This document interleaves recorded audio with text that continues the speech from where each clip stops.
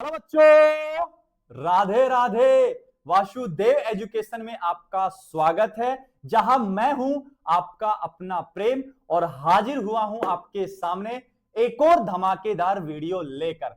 जैसा कि बच्चों आपको पता है, क्या पता है कि हमें पता है तुम्हारे दिल में हमारे लिए कुछ तो है, कुछ तो है जो आंखें हैं नम, कुछ तो है जो नींदे हैं कम, कुछ तो है जो हम कह जाएं, हंसते हंसते हम मर जाएं।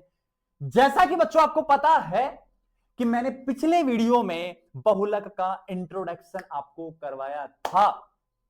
आज मैं बात करूंगा इन बहुलकों के वर्गीकरण की, कि बहुलकों का वर्गीकरण किस किस प्रकार से किया गया है और उनके एग्जाम्पल्स की। तो फिर देर किस बात की, जल्दी से चैनल को सब्सक्राइब कर लीजिए, बेल आइकन को हिट कर लीजिए और जुड़ जाइए वासुदेव एजुकेशन के चैनल के साथ। और अपने जो जितने भी दोस्त हैं उनको वीडियो शेयर कर दो और उनको भी जोड़ लो वासुदेव के साथ, क्योंकि इससे जुड़ना बहुत ज्यादा जरूरी है जीवन में। अरे माधव से जुड़ना, केशव से जुड़ना, सच्चिदानंद से जुड़ना, परमानंद से जुड़ना, जनार्दन से जुड़ना, सबको जुड़ना है इससे। तो फिर आप क्यों लेट कर रहे हो बेटा? जुड़ना है मतलब जुड़ना है, तो आ जाओ जल्दी सब्सक्राइब करके। और देखिए, मैं बात कर रहा हूं बच्चों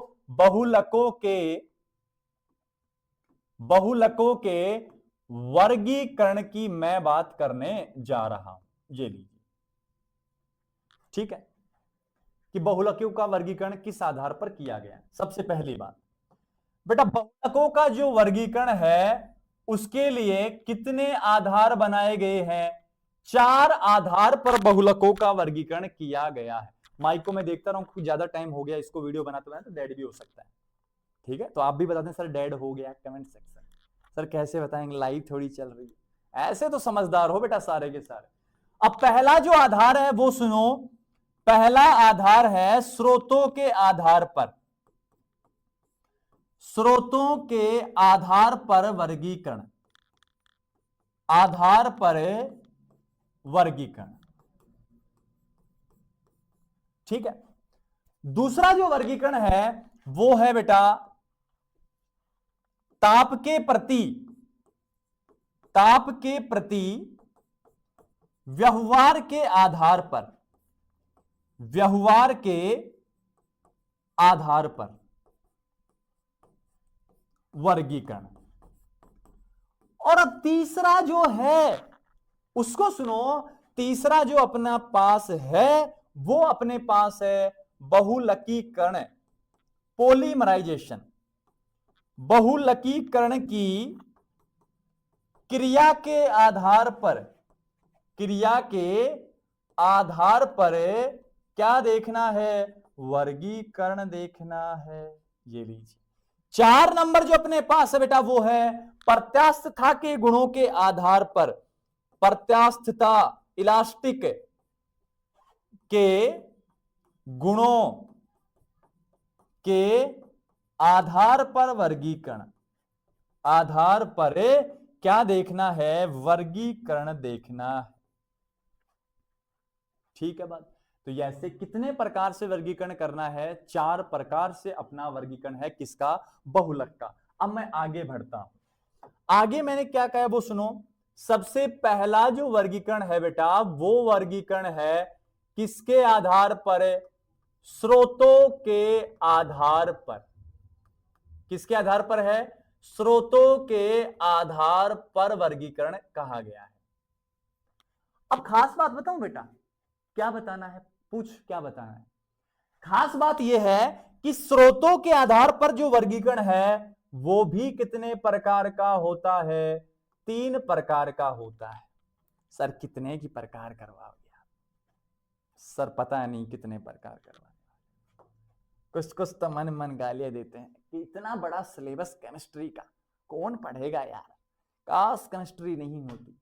बेटा काश अगर केमिस्ट्री नहीं होती ना तो तू भी नहीं होता। ये समझ तो इस बात को, ये वैल्यू है केमिस्ट्री की। आ रही बात समझ में? कैसे केमिस्ट्री और कैसे कर्म। जितना ज्यादा कर्म करना जरूरी है उतना ज्यादा जरूरी केमिस्ट्री है। भगवान कहते हैं कि कोई भी मनुष्य एक क्षण बिना कर्म किए नहीं रह सकता। अगर वो पलके भी झपका रहा है तो वो इस वजह से झपका रहा है कि धूल मिट्टी के कण आंखों में ना चले जाए, मतलब वो कर्म कर रहा है। ठीक उसी प्रकार हर क्षण में अगर कर्म हो रहे हैं तो हर क्षण में कैफोर केमिस्ट्री भी चल रही है। पलके झपकाना केमिस्ट्री है। क्यों? पलके झपका रहे हो किससे बचने के लिए मच्छर और धूल से बचने के लिए। अरे जब मच्छर धूल चले जाएंगे तो आंखें लाल हो जाएंगी, आंखें लाल हो जाएंगी तो आई ड्रॉप्स लानी पड़ेंगी। आई ड्रॉप्स कहां से आएंगी? केमिस्ट्री से। तो chemistry are compulsory in every moment, every day and every person life. इतना ज्यादा इंपॉर्टेंस रखती है, ठीक है। तो हल्के में मत लो बेटा केमिस्ट्री को, और केमिस्ट्री वाले सर को भी हल्के में मत लो। मुझे हल्के में ले लो, मैं तो पतला सा हूं, वैसे भी हल्का ही हूं। हाँ, जोक्स था। पहला जो एक है ना बेटा वो है कैसे बहुलक है? प्राकृतिक बहुलक है। कैसे बहुलक है? प्राकृतिक बहुलक है। अब प्राकृतिक बहुलक क्या होते हैं सुन लीजिए। प्राकृतिक बहुलक जो होंगे वो किससे प्राप्त होते हैं? प्रकृति से प्राप्त होते हैं। प्रकृति से प्राप्त होते हैं। अगर मैं बात करूं बेटा एग्जाम्पल्स की, तो एग्जाम्पल्स अपने पास हो जाएंगे रेशम, ऊन, जूट। अरे होंगे कि नहीं होंगे बेटा? ये काफी तो हैं। लाख भी कह सकते हो, लाख नहीं चलेगा सर, सोचना पड़ेगा सर। अरे यही तो है बेटा, और क्या है बहुलक में, चल जाएगा। अब मैं जो बी कहूंगा और बी के ऊपर मैं लगाऊंगा स्टार, क्योंकि क्योंकि क्योंकि क्योंकि हनी सिंह का गाना याद आ गया, लेकिन बोलूंगा नहीं, एजुकेशनल चैनल है। मैं यहां किसी भी ऐसी चीज को प्रमोट नहीं करूंगा जो स्टूडेंट लाइफ के लिए बहुत ज्यादा बेकार है। तो सुनो, मतलब वो हनी सिंह का एक एल्कोहलिक गाना है, वो मैं बोलने वाला था लेकिन मैं बोलूंगा नहीं उसको, ठीक है। बी, बी जो है बेटा वो है संश्लेषित बहुलक। संश्लेषित बहुलक, और संश्लेषित बहुलक को कहते हैं सिंथेटिक, सिंथेटिक पॉलीमर कहते हैं। अब अगर तूने बेटा सेमेस्टर 5 का मेरे द्वारा बनाया गया वीडियो देखा है सिलेबस का, तो उसमें मैंने लिखा है संश्लेषित बहुलक सेमेस्टर 5 के सिलेबस में है। तो ये है बेटा सेमेस्टर 5 के किसमें है? सिलेबस में है। तो इनको पढ़ना पड़ेगा। सर एक बात बताओ, आप बुरा मत मानना सर आप डायरेक्ट ही यहां पहुंच जाते हैं बेटा ना, मुझे स्टेप बाय स्टेप चलना अच्छा लगता है। हर कदम पे जब सफलता मिलती चली जाती है तब जीवन जीने का आनंद ही कुछ अलग आता है। और आपने तो फिर भी सीआईडी देखा है, सीधे डायरेक्ट थोड़ी पकड़ लेंगे। अरे मुजरिम को डायरेक्ट थोड़ी पकड़ लेते हैं, एक स्टेप बाय स्टेप चलते हैं, बाल निकालते हैं उसका, बाल से फिर प्रोटीन्स का पता लगाते हैं, फिर उनके फिंगरप्रिंट्स लाते हैं, फिर वो मुजरिम तक पहुंचते हैं, हत्यारे तक पहुंचते हैं। तो स्टेप बाय स्टेप चलना बहुत अच्छा होता है। अब संश्लेषित क्या होते हैं बेटा? मानव द्वारा निर्मित। मानव द्वारा क्या होते हैं? निर्मित होते हैं। अब सर तीसरा तो और बता दो। तीसरा जो है बेटा वो अपने कोई काम का नहीं, अपने सिलेबस में नहीं है। ये होता है अर्ध संश्लेषित। मतलब बेटा प्राप्त तो किससे हो रहा है? प्राप्त तो हो रहा है बेटा किससे? प्रकृति से, लेकिन मनुष्य को ठीक नहीं लगता। और अक्सर ऐसा होता है बेटा, बहुत सारी चीजें होती जो मनुष्य को ठीक नहीं लगती हैं, बहुत सारी चीजें हैं। तभी तो जो मनुष्य है ना इस वातावरण के खिलाफ छेड़छाड़ कर रहा है। जैसे पेड़ पौधे अच्छे होते हैं, मनुष्य को अच्छे नहीं लगते हैं, उखाड़ देता है, काट देता है पेड़ पौधों को। जैसे नदी का पानी स्वच्छ रहा जाए, मनुष्य को अच्छा नहीं लगता, गंदा करते हैं उसको। जैसे बारिश के पानी को एकत्रित करना चाहिए, मनुष्य उनको बहने देता है, अच्छा नहीं लगता उनको। तो मनुष्य को तो प्रकृति से जो जो चीजें प्राप्त होती हैं कभी अच्छी नहीं लगे, और वो खुद के स्वार्थ के लिए इस प्रकृति को बदल रहा है। अरे वातावरण अपने आप थोड़ी बदल रहा है, हम जैसे लोग अपने हित के लिए, अपने स्वार्थ के लिए इसको बदलते जा रहे हैं। इसका मैं छोटा सा एग्जांपल दूंगा और बहुत गहराई से समझना इस बात को। आज गाय की हालत क्या है आप भली भांति जानते हैं। गायें सड़कों पर घूम रही हैं, गायें पॉलीथीन खाकर, कुछ अदर सामग्री खाकर मरती जा रही हैं, उनके गले में पॉलीथीन अटकती जा रही है। लेकिन एक बात बताओ आप मुझे, एक समय ऐसा था जब गाय को माता माना जाता था, एक समय ऐसा था जब श्री कृष्ण ग्वाला बनकर इन गायों को चराने जाते थे, इन ग्वाला बनकर इनकी सेवा किया करते थे। लेकिन फिर भी हम जैसे लोगों की वजह से, हम जैसे स्वार्थी लोगों की वजह से आज गाय की ये दुर्दशा हो गई है, क्योंकि हमने अपने स्वार्थ के लिए डेवलप कर लिया। पहले जो बैल थे हल चलाने में काम आते थे, हमने ट्रैक्टर बना लिए। पहले हरट से बैलों को ऐसे घुमाकर पानी बाहर निकाला जाता था, अब हमने क्या किया, मोटर बना ली पानी निकालने के लिए। तो बेटा हमने अपने स्वार्थ के लिए एनवायरनमेंट को, क्लाइमेट को, वातावरण को चेंज किया है। इसमें भगवान का कोई रोल नहीं है, सिर्फ हम बन गए थोड़े स्वार्थी। इसी वजह से गायों की आज ये हालत है, क्योंकि हमें गायों की वैल्यू नहीं पता। गाय हमारे कुछ काम नहीं आ पा रही है, हमने उनको धक्के देके बाहर निकाल दिया। और ये जीवन में होता है, जब आपकी कोई वैल्यू नहीं होती है ना, तो आप बाहर निकाल दिए जाते हैं, दिल से भी और इस संसार से भी, या परिवार से भी, या घर से भी। और एक फेमस डायलॉग भी है, मैंने कुछ समय पहले एक वीडियो देखा था, शॉर्ट वीडियो, जिसमें लड़की कहती है, क्या कहती है कि लड़का बिजनेसमैन है, लड़का कहता है फिर तो सैलरी कम होगी, लड़की कहती है 1,20,000 है, लड़का कहता है गाड़ी नहीं होगी, बोले ओडी गाड़ी है। लड़की फिर कहती है अच्छे, लड़का कहता है अच्छे मकान नहीं होंगे, लड़की कहती है कि बहुत अच्छे मकान है, फ्लैट्स हैं। तो लड़का बोलता है कि क्या कहकर रिजेक्ट किया, तो लड़की ने कहा रिजेक्ट करने का कोई ऑप्शन ही नहीं है, क्योंकि सब कुछ तो है और सब कुछ चाहिए होता है लड़कियों को। और फिर हमें यह कहकर छोड़ दिया जाता है, यह स्वार्थ की भावना बीच में आ जाती है कि तुम फेलियर हो, और फेलियर की कोई कदर नहीं करता है, फेलियर की कोई वैल्यू नहीं है इस संसार में। इस बात को आप समझो कि अर्ध संश्लेषित जो होते हैं प्राप्त तो प्रकृति से होते हैं, लेकिन हम जैसे लोगों को सूट नहीं करते हैं, हम करेक्शन करते हैं इनमें, हम इनकी तोड़फोड़ करते हैं। तो प्रकृति से प्राप्त लेकिन मानव द्वारा संशोधित होते हैं, अर्ध संश्लेषित कहलाते हैं। जैसे सेल्यूलोज प्रकृति से प्राप्त कर रहे हैं, लेकिन नाइट्रोसेल्यूलोज हमें ठीक नहीं लग रहा, हमने नाइट्रोसेल्यूलोज उसको अर्ध संश्लेषित कर दिया, नाइट्रो मिला दिया उसमें। अब वो चाहे गुणवत्ता बढ़ाने के लिए क्या हो, अपने स्वार्थ के लिए अपने कर दिया। लेकिन अब आ जाते हैं बच्चों, हम पढ़ेंगे कौन सा बहुलक, संश्लेषित बहुलक, और इसके एग्जाम्पल मैंने बता दिया क्या होते हैं, मानव द्वारा निर्मित होते हैं। तो आ जाओ, अब आगे आगे आ जाओ और आगे पढ़ो। अब संश्लेषित बहुलक के उदाहरण, संश्लेषित बहुलक के क्या पढ़ने हैं बेटा, उदाहरण पढ़ने हैं। मैं हर वीडियो में बेटा 5-5 बहुलक की बात करूंगा, 5-5 बहुलक में पढ़ाया करूंगा, ठीक है। पहला बहुलक सुनो, पहला है पॉलीस्टायरीन। पॉलीस्टायरीन, अब पॉली वर्ड क्यों लगा है, बहुलक के लिए लगा है। अब ये बनता कैसे उसको जल्दी से सीखो आप। ये लीजिए, ये रहा अपने पास styrene, CH double bond CH2, इसका नाम है बेटा स्टायरीन। और इस स्टायरीन को अगर मैं चाहूं ना, अगर मैं चाहूं तो लिख सकता हूं CH2 डबल बॉन्ड CH और नीचे फेनिल है तो C6H5। ऐसी कितनी इकाइयां रखनी है, अनेक इकाइयां रखनी है। प्रक्रिया क्या कहलाती है, बहुलकीकरण कहलाती है, बहुलकीकरण कहलाती है। और जब बहुलकीकरण कहला रही है तो सुन क्या बनेगा, कितने कार्बन की श्रृंखला, 2। मैंने कहा था मुख्य श्रृंखला में पहले से डबल बॉन्ड हो तो सिंगल बॉन्ड में कन्वर्ट करते हैं। तो सुन क्या बनाएगा, CH2 सिंगल बॉन्ड CH, यहां C6H5 बॉन्ड फ्री करके N लगा दो।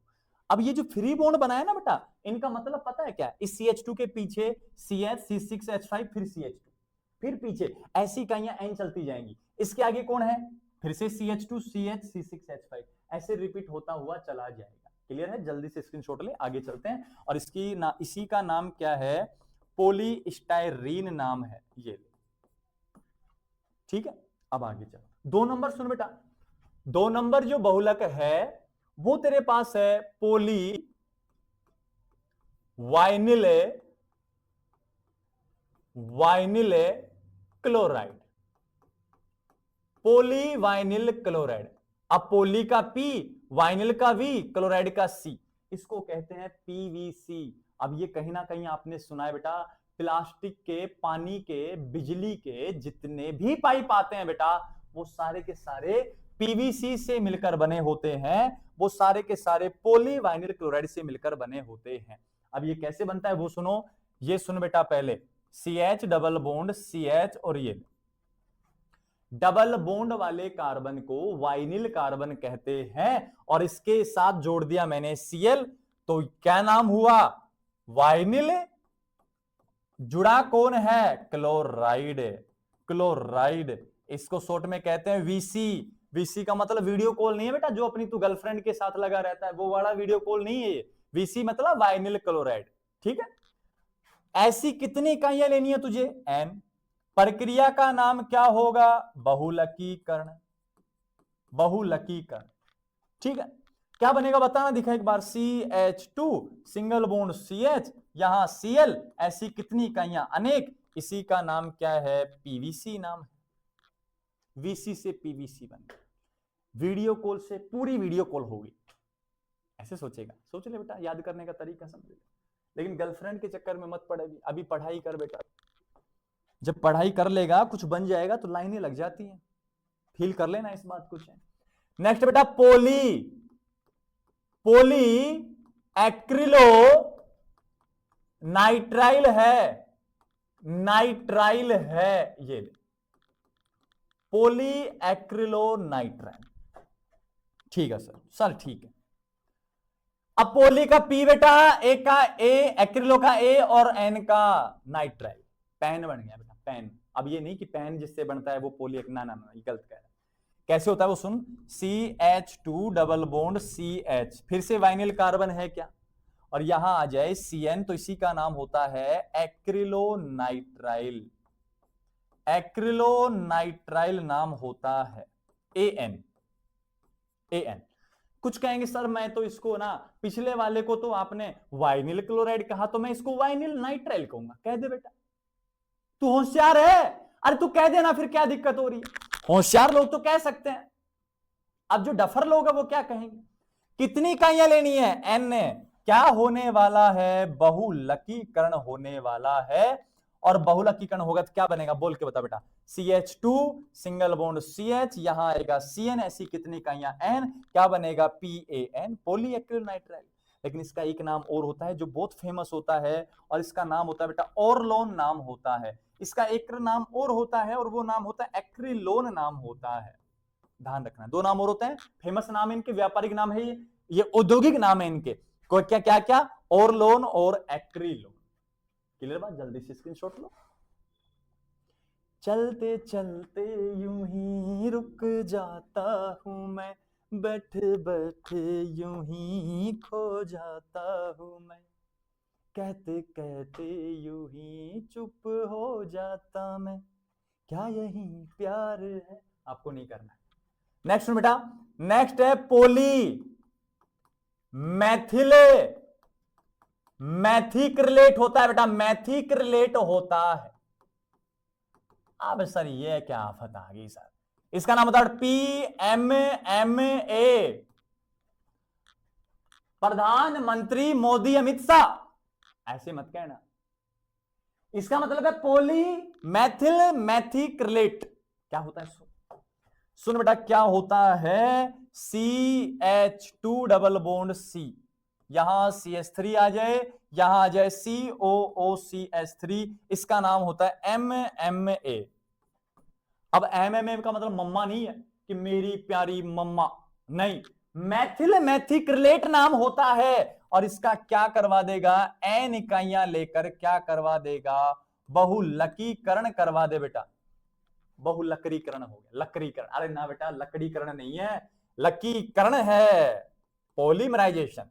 क्या बन जाएगा, CH2 सिंगल बॉन्ड CH, इधर भाई साहब CH3, इधर भाई साहब COOCH3, ऐसी कितनी इकाइयां, अनेक इकाइयां, नाम क्या होगा, PMMA।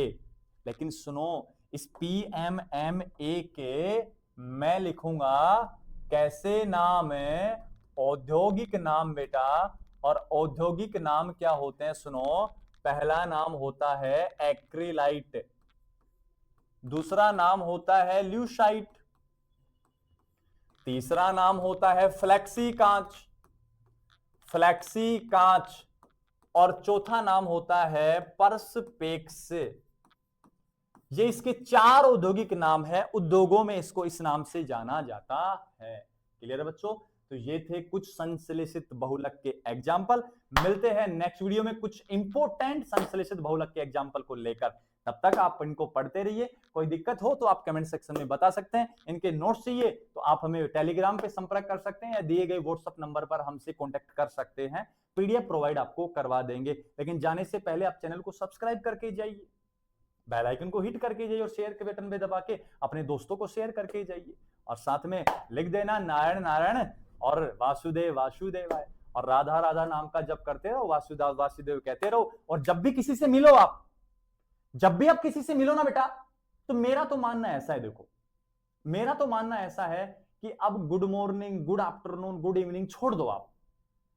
मेरा मानना ऐसा है, अब आप कहने लग जाओ राधे राधे। ऐसा क्यों कह रहा हूं वो सुनो, जिस दिन से आप राधे राधे बोलना स्टार्ट करोगे ना, आपके धीरे धीरे पाप नष्ट होते जाएंगे और आपकी बुद्धि धीरे धीरे विकसित होती जाएगी। आपका हाथ जो है वो वासुदेव पकड़ लेंगे, और जब वासुदेव हाथ पकड़ते हैं ना तो ऊंचाइयों पर लेके जाते हैं। इस बात का ध्यान रखना। क्लियर है? मिलते हैं नेक्स्ट वीडियो में।